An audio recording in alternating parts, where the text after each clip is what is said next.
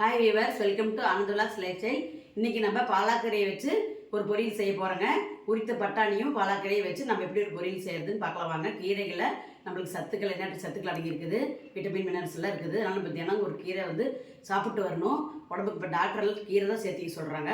ஆனால் சில குழந்தைங்க கீரை பொரியல் செஞ்சு சாப்பிட மாட்டாங்க. ஆனால் நம்ம இந்த மாதிரி செஞ்சு கொடுக்கும்போது அவங்களுக்கு விருப்பப்பட்டு டேஸ்ட்டாக இருக்கும், சாப்பிடுவாங்க. அது நம்ம எப்படி செய்யறதுன்னு பார்க்கலாம் வாங்க.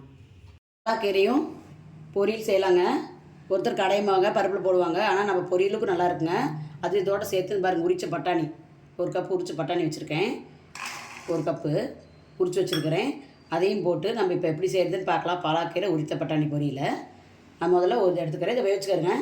இது கொஞ்சம் நம்ம தண்ணி சேர்த்து வேவித்துக்கலாம். நல்லா 1 டம்ளர் தண்ணி சேர்த்து வேக வைக்கணும். அப்படியே அந்த தண்ணியோடு சுண்ட விட்டுறணும். 1 டம்ளர் 1.5 டம்ளராட்ட வேகிற வரைக்கும் அப்படியே அந்த தண்ணி சுண்ட வச்சு அப்படியே அள்ளி வச்சுக்கணும். ஏன்னா அந்த தண்ணி கீழே ஊற்றிங்க சத்தெல்லாம் வெளியே போயிடும். அதனால் நான் வேவிச்சு எடுத்து காட்டுறேங்க. கடாயை நடுப்பில் வச்சுக்கலாங்க. கீரை பொரியல் செய்கிறதுக்கு வச்சாச்சுங்க. அந்த கடாய் காயிட்டும். காஞ்சோடனே 2 ஸ்பூன் கல்லெண்ணெய் ஊற்றிக்கிட்டுங்க. 2 ஸ்பூன் தேங்காய் கொஞ்சம் போதுங்க.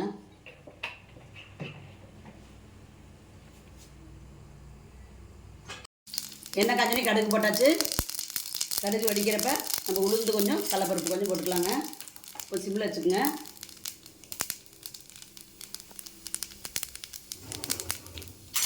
கடுகு போடுறதுனே 2 பெரிய வெங்காயங்க, 2 பெரிய வெங்காயம், 2 வரமிளகா.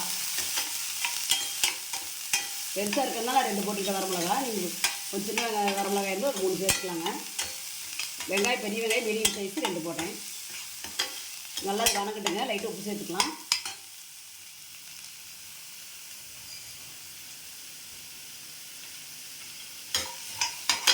வணங்கிட்டு நம்ம கீரையை சேர்த்து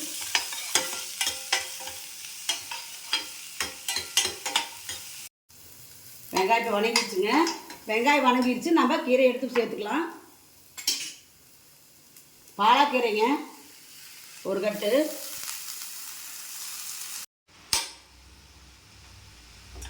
கீரை போட்டு நல்லா கொஞ்சம் நேரம் வணக்கி விடலாங்க. நான் அப்படியே வச்சுக்குவேன். அதில் இருக்கிற தண்ணியே போதும். நம்ம அலசி தான் அறியிறோம். அதிலே கொஞ்சம் தண்ணி விட்டுருக்கோம். அதுவே தண்ணி விடும். அந்த தண்ணியே போதும். நம்ம அதிலே வேக வச்சோம்னா தான் கீரை பசுமையாக இருக்கும். அப்போ தான் சத்துக்கள்லாம் அதில் அப்படியே இருக்கும். நம்ம ரொம்ப கருப்பாக வேக விட்டாலும் சத்தெல்லாம் அதிலேருந்து போயிருங்க. அதுக்குன்னு கீரை வேகாதையும் சாப்பிடக்கூடாது. ஆனால் பாலாக்கீரை சீக்கிரம் வந்துடும். அதனால் அதில் இருக்கிற தண்ணியே போதும்.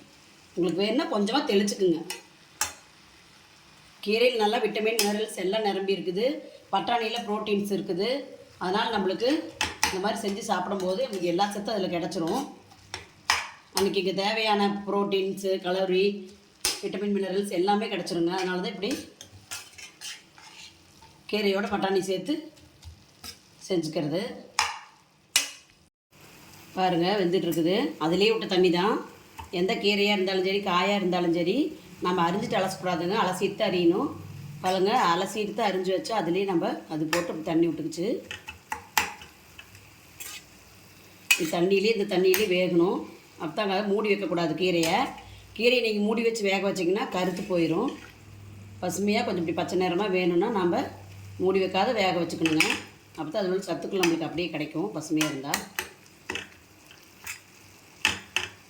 டெய்லி கீரை ஒன்று கண்டிப்பாக சாப்பிடணும். டாக்டர்ஸ்லாம் சொல்கிறாங்க. நம்மளுக்கு உடம்புக்கு எல்லாம் வேணுங்கிற சத்து கிடைக்கணும்னா நம்ம கீரை ரெகுலராக ஒன்று சாப்பிட்ணும். அதை நீங்கள் குழந்தைங்களுக்கு இப்படி பட்டாணியோடு சேர்த்து செஞ்சு கொடுக்கும்போது ரொம்ப பிடிக்கும். இது போட்டு தேங்காய் பூ போட்டு இறக்குனீங்கன்னா அவ்வளோ அருமையாக டேஸ்ட்டாக இருக்குங்க. சாப்பாட்டில் போட்டு சாப்பிட்லாம். ரசத்துக்கு அருமையாக இருக்கும். தயிருக்கு, சாம்பாருக்கு, பருப்புக்குன்னு எல்லாத்துக்குமே சைட் டிஷ்ஷாக அருமையாக இருக்குங்க. அதனால் இப்படி ஒரு வாட்டி ட்ரை பண்ணி பாருங்கள். கீரைக்கு இப்போ கொஞ்சம் உப்பு சேர்த்துக்கலாங்க. நான் முதல்ல கொஞ்சம் போட்டேன், 10 போட்டுக்கிறேன். உங்களுக்கு இந்த டைமில் உப்பு பார்த்து போட்டுக்குங்க.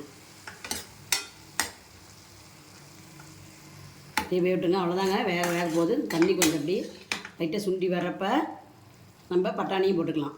பாருங்கள், பட்டாணி பாருங்கள் வேவிச்சோனி 1 கப் இருந்த பட்டாணி வேவிச்சோனி உளிச்ச பட்டாணிங்கிறனால இப்படி குறைஞ்சிருச்சு. இதில் நான் 2 கல் உப்பு போட்டு தான் வேவிச்சுக்கிட்டேன். அப்படியே சுண்ட வச்சுக்கிட்டேன். 1 டம்ளர் தண்ணி ஊற்றி அப்படியே சுண்ட வச்சு நல்லா வெந்துருச்சு பூவாட்டை. இதை அப்படியே கொட்டிடலாம். அப்போ தான் நம்மளுக்கு உப்பு பட்டாணிலையும் இருக்கும். அதனால் அதே 2 போட்டு வேவிச்சிருக்கிறேன். கீரை வந்துருச்சுங்க. இந்த பட்டாணி சேர்த்துக்கலாம்.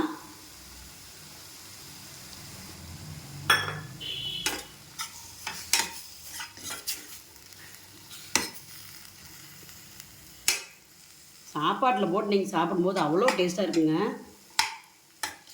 நல்ல டேஸ்ட்டாகவும் இருக்கும், உங்களுக்கு நல்லாவும் சத்து அது ரொம்ப அதிகமாக கிடைக்கும். இது மாதிரி ஒரு வாட்டி ட்ரை பண்ணி பாருங்கள், ரொம்ப நல்லாயிருக்கும்.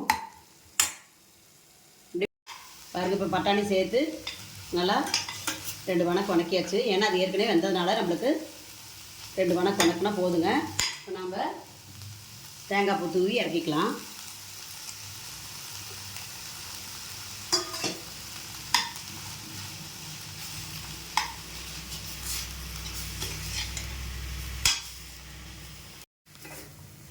அவ்வளோதாங்க, தேங்காய் சேர்த்து 2 வணக்கு வணக்குனா போதுங்க. இப்போ அடுப்பு ஆஃப் பண்ணிக்கலாம்.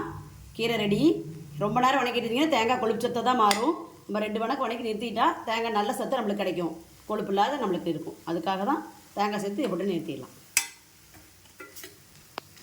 அவ்வளோதாங்க, பசுமையான பட்டாணி, உளிச்ச பட்டாணி கீரை பொரியல் ரெடி. பாலாக்கீரை பொரியல்.